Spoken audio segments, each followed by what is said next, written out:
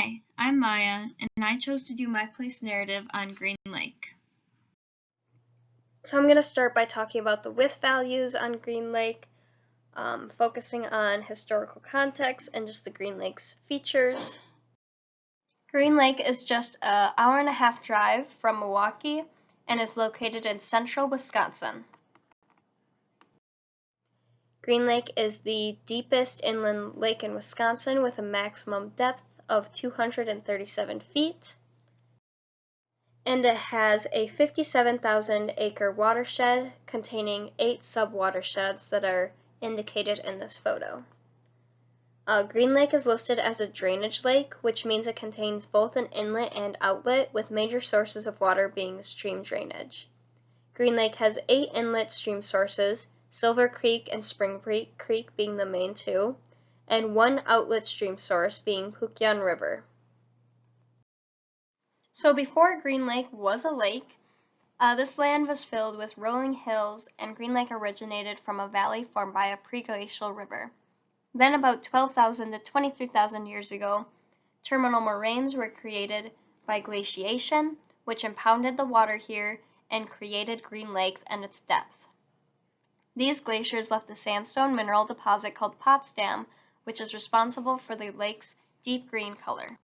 So next I'll be talking about the from values and how people have taken from Green Lake and have changed Green Lake throughout the years. The city of Green Lake is located on the north shores of Green Lake and was all started by Anson Dart, who in 1845 created a sawmill and dam to use as water power at the outlet of the lake. This dam raised the lake levels from its original shoreline, which was located here at this gravel bar from Oakwood Point to Haiti Shorewood Park. And also the mill pond was created from overflow from this dam. Today the original dam is still here and operational and controls the Green Lake's water level. Gates in the dam are operated by the city of Green Lake, and the maximum water levels are regulated by the DNR. So now we'll be focusing on fishing in Green Lake. This slide shows all the different fish species that populate Green Lake. I have their name, and next to their name is their daily bag limit and size limit for fishing. As you can see, carp doesn't have this as it is an invasive species, and I couldn't find any regulations on the DNR page. However, I will be focusing on trout. Lake trout has a bag limit of 2 over 17 inches, and other trout have a bag limit of 3 over 14 inches. And I took this picture at one of the boat launches, which indicates the fishing regulations, and especially the trout regulations for their bag limit, size limit, and their different seasons. Now I'm going to discuss the warm water and cold water fisheries in Green Lake. So Green Lake as a warm water fishery is managed and supported by the Green Lake Sanitary District. The Sanitary District maintains 2 carp barriers on the lake that are designed to disrupt carp spawning. This picture shows one of those carp barriers. Also, the Sanitary District pays commercial fishers to remove carp from the lake annually. Other initiatives that the Green Lake Sanitary District supports are the fishing events and the removal of invasive aquatic plants. Green Lake Sanitary District owns and operates a fish rearing facility with the help of the Wisconsin DNR and other organizations. Each year, at least 25,000 lake trout are raised here and released into Green Lake. The Wisconsin DNR provides the trout along with the feed and expertise on the trout. Now I'm going to talk about in values, which is mainly recreation. Green Lake area offers a wide range of recreational activities that could be on land or on water. In this presentation, I'm going to focus mainly on boating on Green Lake. So there are 8 public boat launches on Green Lake, 5 of which you have to pay for and 2 of which are free. In this picture, there's a kiosk where you would pay the daily boat fee, and then on the sign it indicates where you can pay for an annual pass, which is from the treasurer's office. You can also get the annual passes from online from the city or county website. So now I'll discuss some other regulations and ordinances for Green Lake. For all Green Lake boaters, they must follow the state boating laws by the Wisconsin DNR, and these laws are monitored and enforced by the Green Lake County Sheriff's Department. There's also Green Lake specific regulations. First, I'll be talking about the designated swimming areas. There are 3 beaches on Green Lake, each of which are indicated by buoys. There's also one socially designated swimming area. It's a sandbar on the west side of the lake, and residents and boaters just know that this is a swimming area. Next, there's the motorboat prohibition, which was put in place in the summer of 1997. This was put into place in the Norwegian Bay, which I have indicated by a blue circle. The Green Lake Sanitary District moved for this ordinance to take place in order to protect aquatic vegetation, which in this area is a very significant fish spawning habitat. The Wisconsin DNR stated in the ordinance that the Green Lake Sanitary District specifically elects to use the citation method of enforcement, and I have those fines listed on the slides here. Lastly, I'll be talking about mooring ordinances, which just indicate where it is okay to anchor your boats, but mainly I'll be talking about public versus private docks. This picture shows an example of a public dock.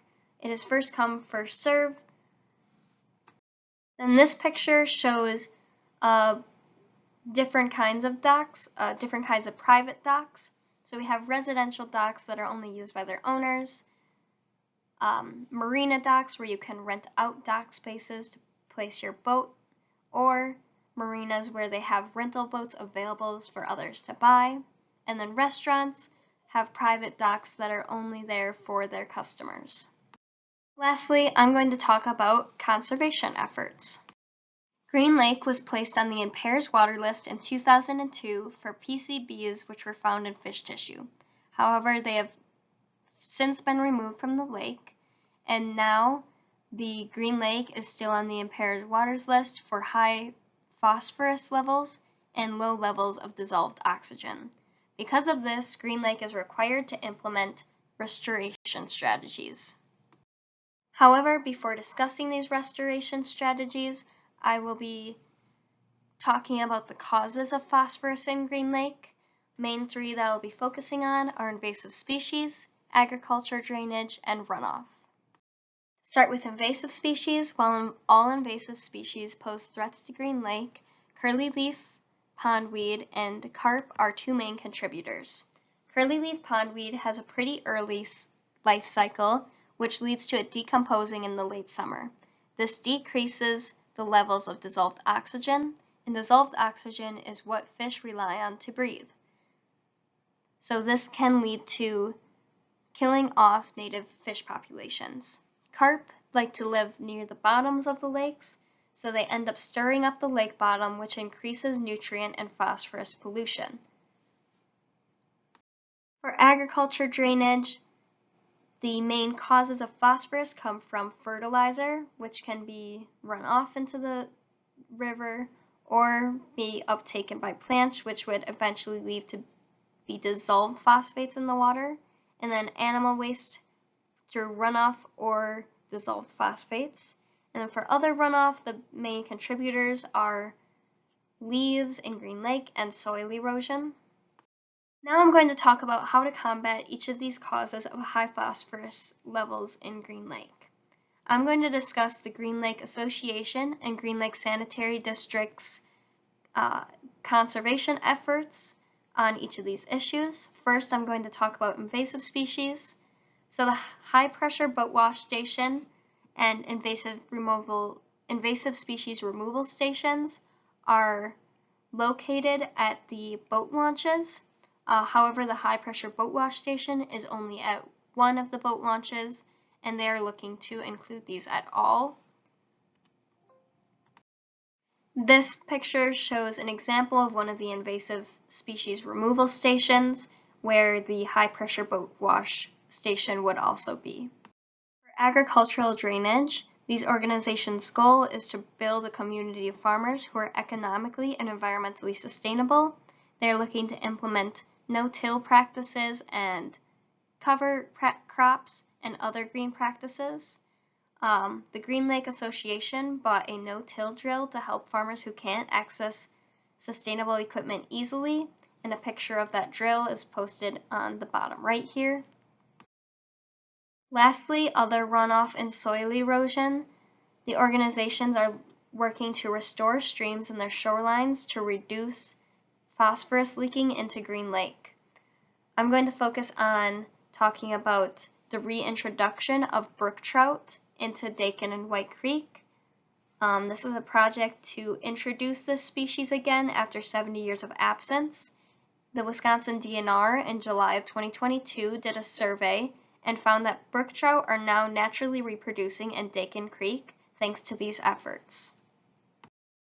These organizations are also using other conservation efforts, such as informing the public on ways that they can help protect their lake. And also the Green Lake Association, their motto says, "Caring for our lake for generations," which I feel induces a sense of place and home to residents and encourages them to help with the conservation efforts. Lastly, I would like to talk about the Skunk Hollow Mine, which is a present conservation issue occurring in Green Lake that the Green Lake Association, Green Lake Conservancy, and Green Lake Sanitary District are working on. Skunk Hollow Mine would be proposed to be a non-metallic mine built just east of Green Lake. However, non-metallic mines have been found to disrupt groundwater levels, which would negatively affect surrounding springs and deplete local drinking water. The proposed site for Skunk Hollow Mine is only 1 to 2 farm fields away from the 2 main springs of Green Lake, Powell Spring and Michelle Glen. These springs are sustained by groundwater discharge, so by disrupting these levels, this would significantly impact these 2 springs. Also, sulfide minerals have been found in nearby bedrock to this site. When sulfide is exposed to oxygen, a chemical reaction is triggered, which can cause acid mine runoff into the streams and kill fish, and also creates arsenic in drinking wells. The only 2 trout streams, Dakin Creek and White Creek, which both flow into Green Lake, would be subject to surface runoff from this mine. Brook trout rely on clear, cool water to survive, so this mine could jeopardize this fish population and reverse all of the work done to reintroduce this species. The mine has the potential to degrade water quality for Green Lake and its surrounding waterways. Green Lake organizations are working to appeal a conditional use permit issued for Skunk Hollow Mine by the Green Lake County Land Use Planning and Zoning Committee. These organizations are asking for the county to provide time for a thorough study to be conducted and possibly reconsider this mine's location. So far, they have filed 2 appeals to evaluate the potential impacts that this mine could have on Green Lake. And they are asking residents to attend the board meetings and hearings to express their concerns regarding this mine. Fortunately, there was drilling on site to determine whether there are sulfide minerals present in this bedrock. We are currently waiting to hear back from this study, although if the study shows that there are unsafe levels of sulfide minerals, the conditional use permit will be canceled and the mine won't be created at this site. And that is all I have. Thank you for listening.